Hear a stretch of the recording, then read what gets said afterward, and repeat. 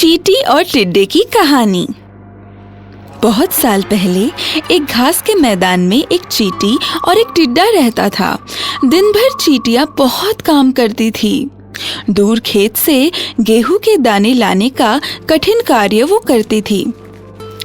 उनका ये कार्य बड़े ही अनुशासन से चलता था। हर सुबह वो जल्दी में रहती थी। सुबह की पहली किरणों के साथ वो अपने सर पर बड़े ही भारी गेहूं के दाने लेकर संतुलन संभालते घर जाती थी। गेहूं का हर एक दाना ध्यान से कप में रखती और दाने लाने के लिए फिर से वापस जाती।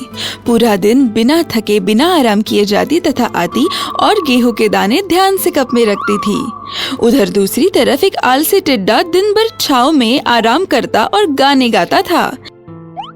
भविष्य में क्या होगा इसकी फिक्र किए बिना वह आराम से जीता था।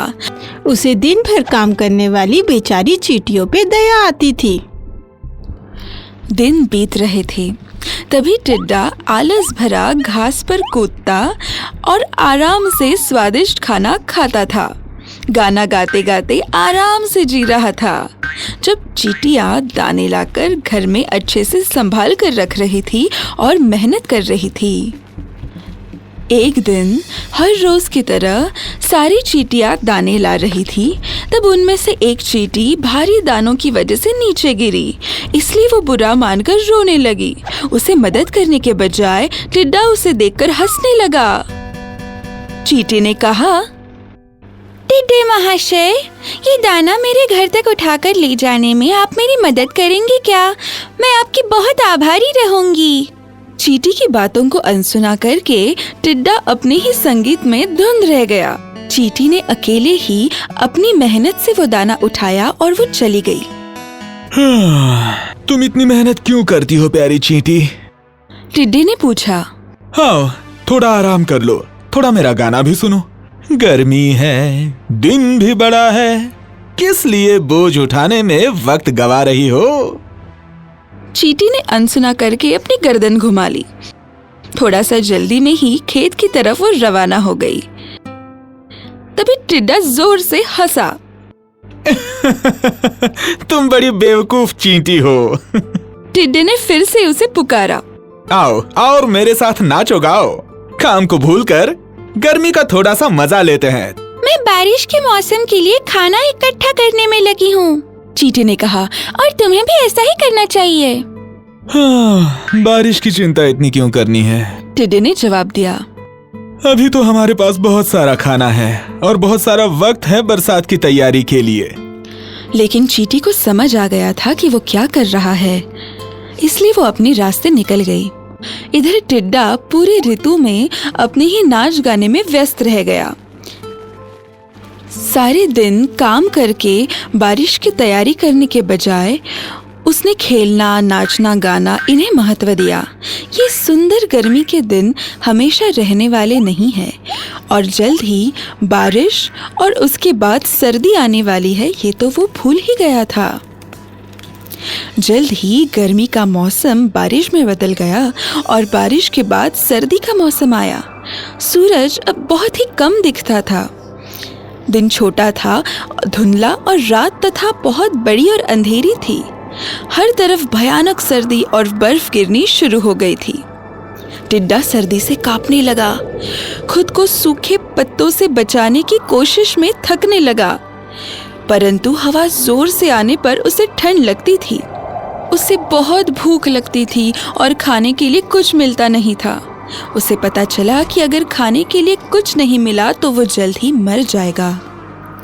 वो कमजोर हो गया था। जल्दी उसे समझ आ गया कि चींटियां सही थी, उसे भी तैयारी करनी चाहिए थी। टिड्डे को अब नाचना गाना पसंद ही नहीं आ रहा था।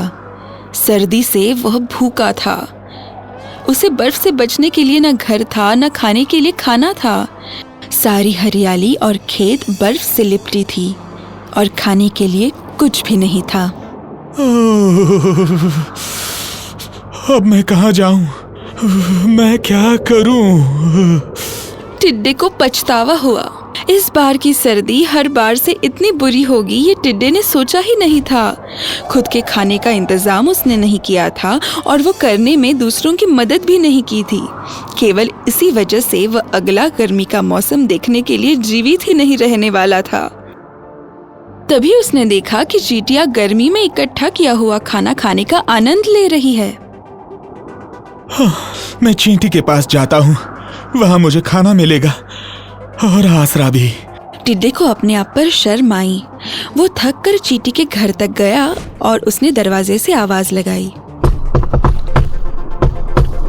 नमस्ते चींटियों।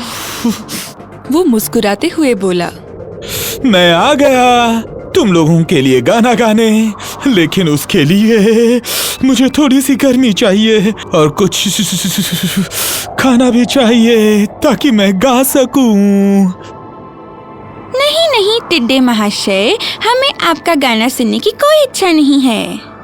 टिड्डे ने उन्हें घर लेने के लिए गिड़गिड़ाकर विनती की और जिंदा रहने के लिए खाने की भीख मांगी। क्या? चींटी ने आश्चर्य से कहा, सर्दी के लिए आपने कोई इंतजाम नहीं किया? तो गर्मियों में आप आखिर कर क्या रहे थे? वो मुझे खाना जमा करने के लिए समय ही नहीं मिला। टिड्डे ने अपना कारण बताया। मैं संगीत में इतना व्यस्त था कि मैं समझ ही नहीं पाया कि गर्मी का समय कब निकल गया। चींटियों ने उसकी तरफ घृणा से देखा और उसकी तरफ पीठ दिखाकर अपने अपने काम पर चली गई। एक चींटी जिस पर टिड्डा हंस पड़ा था उसकी तरफ मुड़कर बोली, पूरे गर्मी के मौसम में मैं काम करती रही और तुम गाना बजाते और मेरा मजाक उड़ाते रहे। अब तुम्हारे लिए मेरे पास न खाना है और न आसरा है। सर्दी के मौसम के लिए तुम्हें अपने बारे में सोचना चाहिए था। चींटियों ने टिड्डे के मुंह पर दरवाजा बंद किया और टिड्डा रोने लगा।